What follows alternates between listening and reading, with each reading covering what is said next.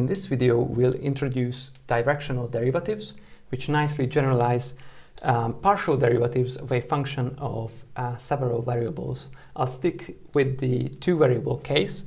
Let me start with the definition of directional derivatives. So the directional derivative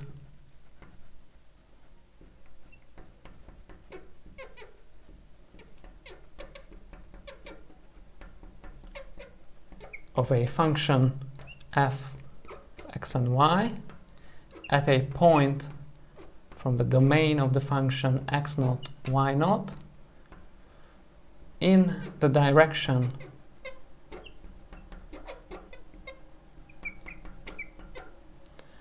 of the unit vector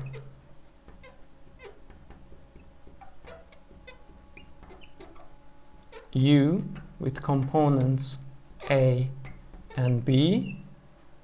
So this unit vector is in the xy plane and it's pointing in a direction in the xy plane. It's the directional derivative of f in that direction at that point x naught y naught is denoted by d sub u of f at x naught y naught, and is defined as the limit of f evaluated at x naught plus h times a, y naught plus h times b, minus the value of the function at the point x naught y naught. So this difference is divided by h, and this difference quotient its limit is taken as h goes to 0. So you can see that we are nudging the input values of f away from x naught y naught in the direction of u by the amount h. Okay, so this definition gives us the directional derivative of f. This limit gives us the directional derivative of f at x naught y naught in the direction of the unit vector u. And you can see how it generalizes the partial derivatives, because if u is taken to be the unit vector I that's pointing in the positive x direction, you are only nudging in the x component, in the x argument. So this limit gives you the partial derivative of f with respect to x. If u is taken to be the unit vector j, then you are only nudging in the y direction. So then you get the partial derivative with respect to y. So you see how the directional derivative specializes to the partial derivatives when u is the vector 1, 0 or 0, 1. Okay, so let me just illustrate this directional derivative via this figure. So here we see the graph of the function x squared plus y squared, and you can see that the vector u at the bottom, it is pointing in the positive x direction. So in this special case, what we are getting is actually the partial derivative in the x direction with respect to x. And you see that the partial derivative at the point 1, 1 is indeed 2. And as I change the direction of u, you can see how the directional derivative, the slope of the tangent line, which is obtained by intersecting the graph of the function with the plane that's parallel with the u direction and passes through that point 1, 1, 2, that tangent line to that intersection has its slope changing, and that slope is the directional derivative. So when I turn 90 degrees and I'm pointing in the direction, in the y direction, positive y direction, the u vector is the basis vector j with components 0, 1, and then I'm getting the partial derivative with respect to y. But I can go in any direction in the xy plane and get different directional derivatives.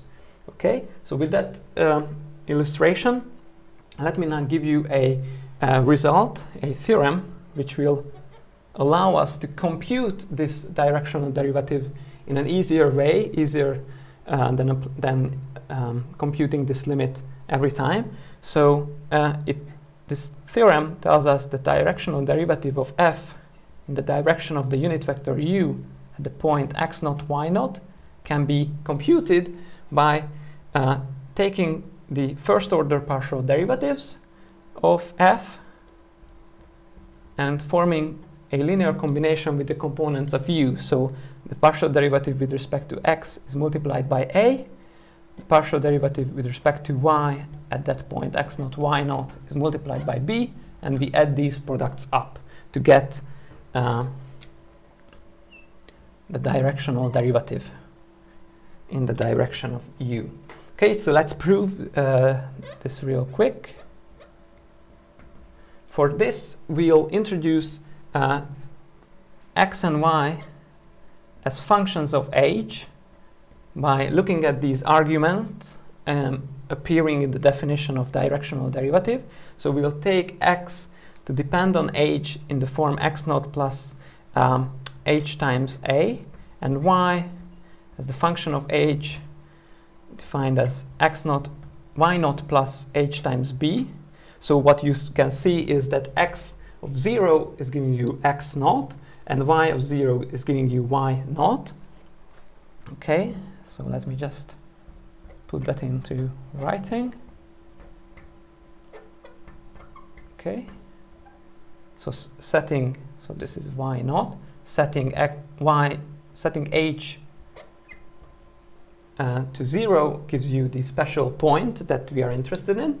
And then we'll introduce a single variable function, g of h, which is just f evaluated along this line that is made up from x of h and y of h. So basically, this is how we introduce g, this single variable function. And what you can notice is that the derivative of this function at 0, by definition, is the limit of gh minus g0 divided by h as h goes to 0. And by definition, this g of h is equal to f of xh, yh.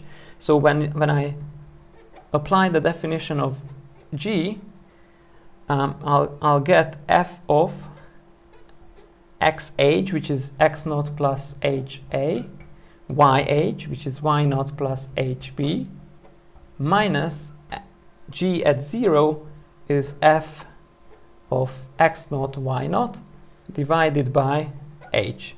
So indeed, the derivative of this single variable function g at 0 is the directional derivative of f in the direction of the unit vector u at the point x0, y0.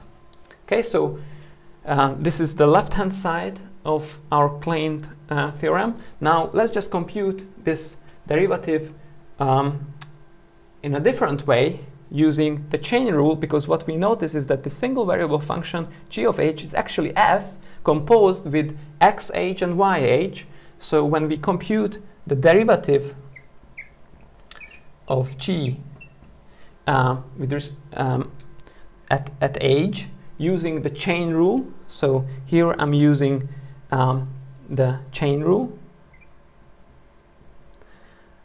we get the partial derivative of f at xh, yh, the partial derivative with respect to x, times the derivative of x when considered as a function of h, plus, so the partial derivative of f with respect to y at xh, yh, times the derivative of y as a function of h. Well, these derivatives of x and y simply, by definition, are a and b. When you differentiate x of h with respect to h, you get the coefficient of h. And when you differentiate y of h with respect to h, you get the coefficient of h again. These are a and b respectively. So what we are getting here is f of f sub x at xh, yh times a plus f sub y at xh, yh times b. And now if we set h to be 0, what we are getting here is the partial derivative. So let me just write that down. When we set h to 0 in this last line, what we get is the partial derivative of f with respect to x at the point x0, y0. So that's giving us x0, y0. That's giving us x0, y0 times a plus the partial derivative of f with respect to y at x0, y0. That's again f sub y at x0, y0 times b.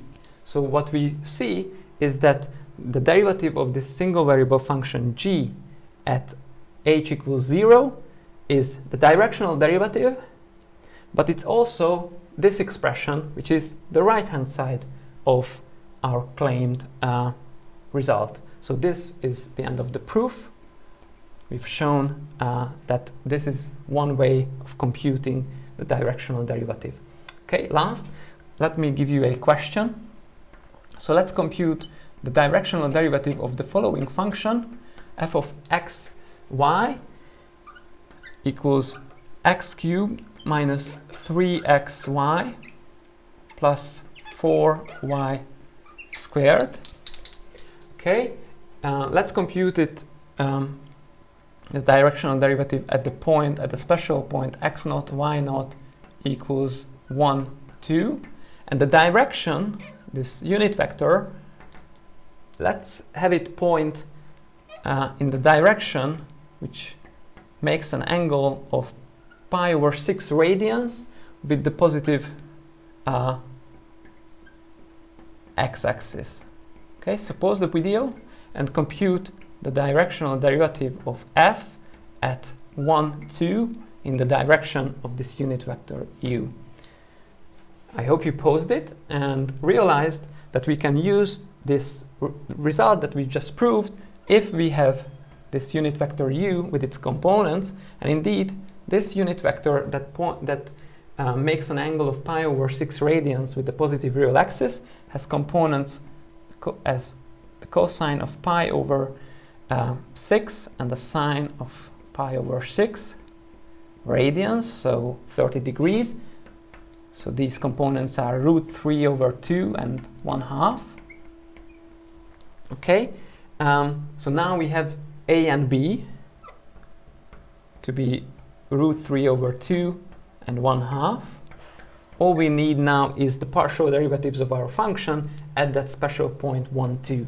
So let's look at the x derivative first. The partial derivative with respect to x of this function is going to be 3 times x squared minus 3y. So when you evaluate this at 1, 2, we are going to get 3 times 1 squared minus 3 times 2. So that's 3 minus 6, that's minus 3. As for the y derivative of our function, we are going to get minus 3x plus 4y.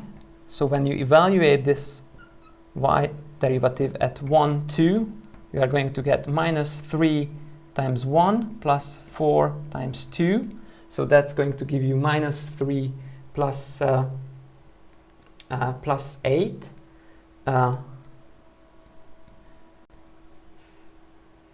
Yes, sorry, this should be a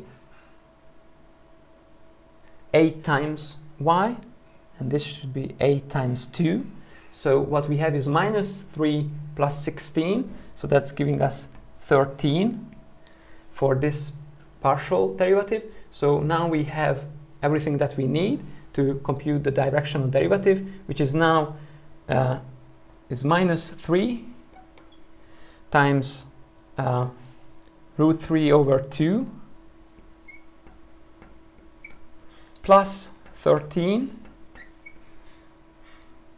times a half. Okay. Okay, and this is the directional derivative. You can simplify this further if you'd like, but basically this is the number that you should get. Okay, I hope you enjoyed this video, and I'll see you in the next one.